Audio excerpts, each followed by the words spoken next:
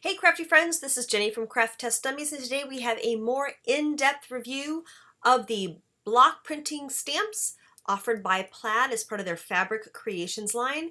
We did an unboxing, you can see that over here, and today we're going to see how it works on all the surfaces.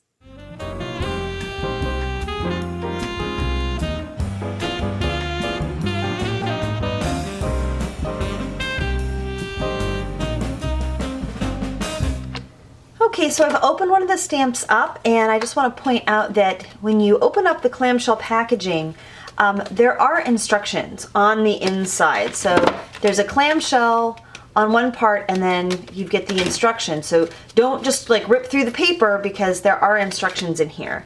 And then here's a nice close look at the stamp. As you can see, it's very deeply etched. You get a lot of relief here. And you can see it actually looks like it's been cast from wood, and it's painted to look like wood. Although, you hear that sound? That is telling me that this is probably made of resin, and this is a resin casting of a wood block. And I was just going to take a little scritch underneath so that you can see that yes, this is actually a plasticky resin surface.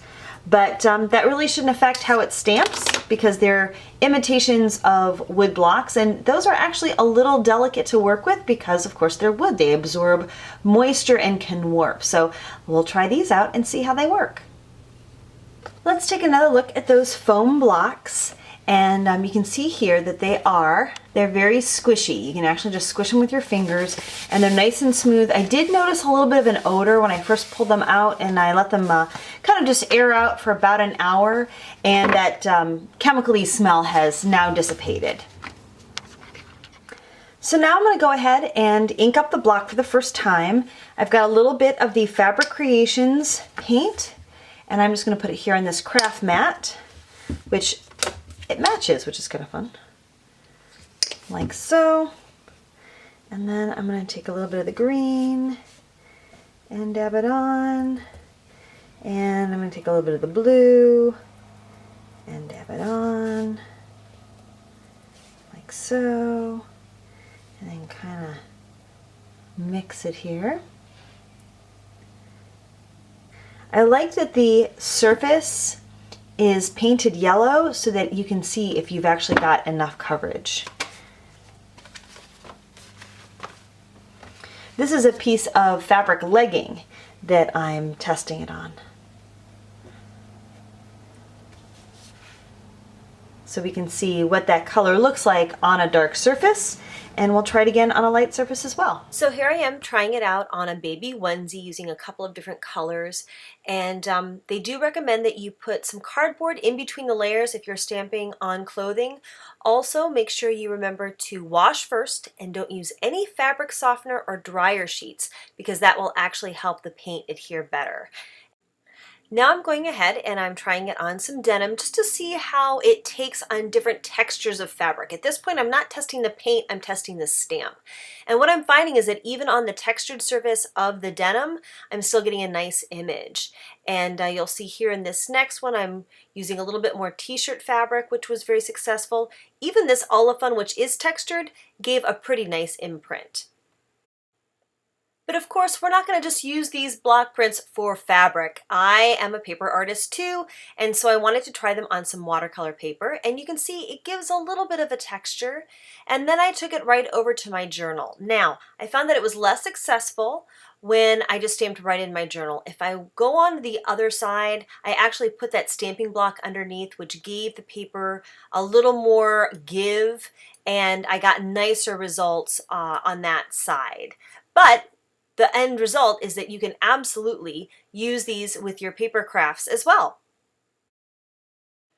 So then I wondered, what happens if I want to color right on them? Now, it's that hard resin surface, but if you color on with your marker first and then add a spritz of water, you can get a nice image from it. Next, I pulled out some air dry clay, and it did give a nice result, except it was a little sticky. So make sure you use some cornstarch or pigment powders on top so that it doesn't stick. For my last test, I thought I would try using the stamp block as a rubbing. And as you can see, you can use like an oil paint stick and get a cool image from that as well.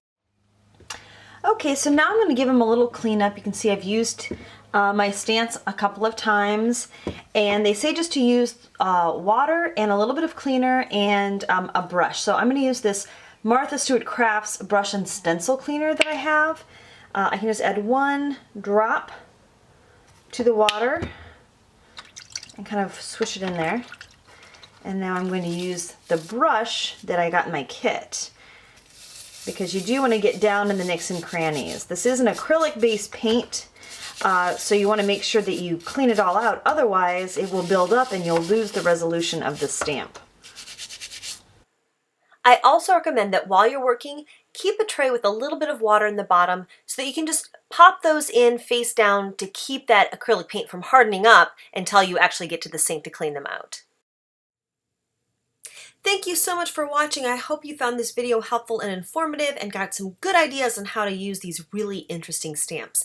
Now there's one more part to this series, and that's going to be taking a closer look at the Fabric Creations paints. We used a lot of them in this video, but of course the question is, how do they hold up? And that's going to be answered on the next video. So thank you so much for watching. Make sure you check over here for related videos. As always, like and subscribe. It really helps us out. And have a crafty day.